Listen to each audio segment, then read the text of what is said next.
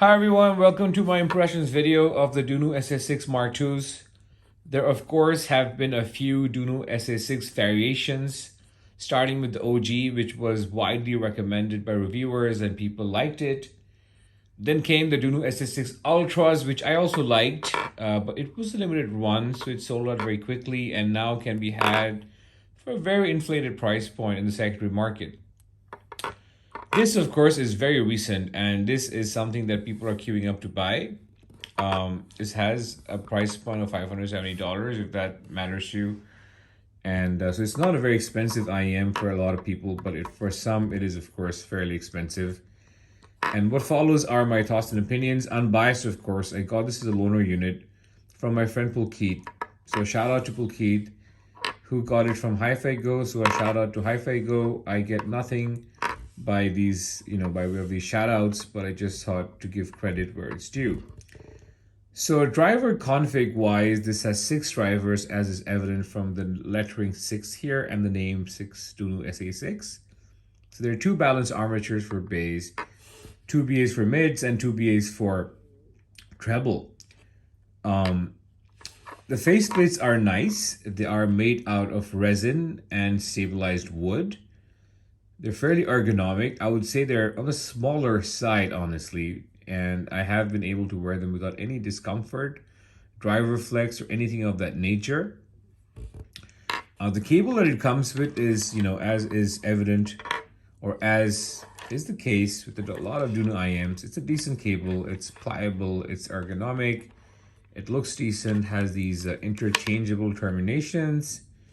And if I'm not mistaken, the cable is called the Dunu Hulk Pro Mini. I'm not exactly sure why it's called a mini, but it is what it is. So moving on to the IEMs themselves and the sound, of course. So they sound very good in some ways, but I would be remiss if I did not point out some shortcomings that I personally perceive. So first and foremost, guys, I'm not a Dunu fanboy because I do know that there is such a thing, or a fangirl even. I have liked some of their IEMs, but overall, if I peruse their entire collection of IEMs, I would say that they have done a lot of wonky IEMs that I've not really enjoyed as much. The Zen OG was not as great. The Zen, the Mark IIs were better. Even their flagship Luna is a bit strange and super duper wonky, honestly. SA6 I thought had this, a very off-putting BA timbre. SA6 Mark IIs, of course, are slightly better. And the Ultras I thought were decent IEMs. So with that disclaimer out of the way, first and foremost, the bass here does have a fair amount of bass shelf. And it is a nice, well-rounded bass in the sense that you get a good balance of sub-bass and mid-bass. It's textured. It's very, very fast, guys. And there's, of course, a bass switch. So you can calibrate the amount of bass that you listen to depending on the genre or, in general, your preferences. So genre-wise, I feel like this does well with, a lot of alternative music. And that's primarily because this has some of the best mid-range that you can buy for the money. The Dunu SA6 Mark II mid-range is lucid. It's very, very lucid, honestly. It's very clear, despite not having the most amount of pinna gain. And I actually prefer the tuning of this to Harman because I feel like the Harman tuning can sometimes be shouty, shrill, thin, and dark in the treble. And I'm glad a lot of people are thinking of burying the Harman curve and only use it as a reference nowadays, that no one really... or increasingly, a lot of people are buying IEMs that are not tuned to Harman. This is a nice alternative take or tuning to Harman, which I prefer. So tuning is, I masterclass, honestly. I'm just not a fan of the bass, which is very BA, honestly. And I'll talk more about that when I talk about technical performance. But overall, a mid-range is the star of the show.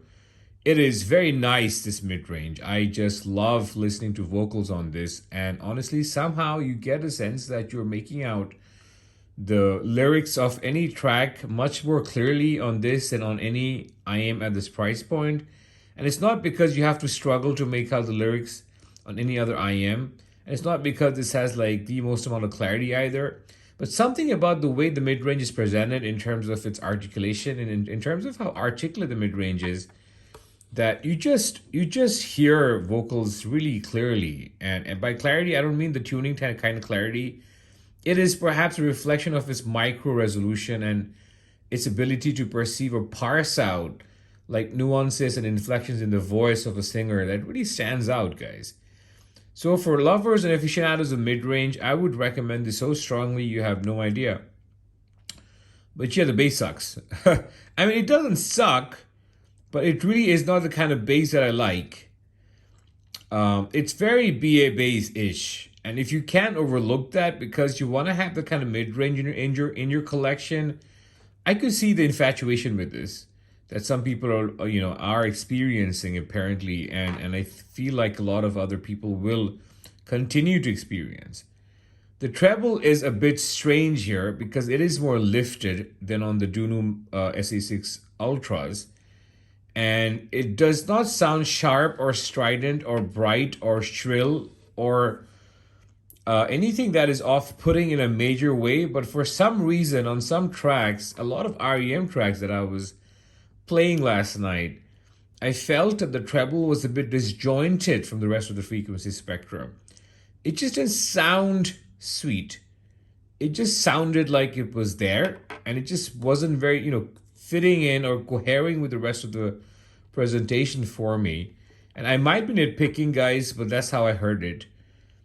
And now to talk about technical performance, starting with resolution, which seems to matter the most to people, it is a very resolving IEM. So it is as resolving as a lot of IEMs at the overall, let's say, $1,000 price point. So a lot of you who index for resolution will like this. It is resolving. Speed and dynamics wise, I have to mention the speed is pretty noticeable. It is fast and snappy, and sometimes reminds me of my Madhu Type 512, which is a planar IEM, because it's very, very fast. And that is on account of how it's tuned, of course. The treble is aiding the sense of speed because it's very light and fleet-footed. And ethereal almost in terms of its speed.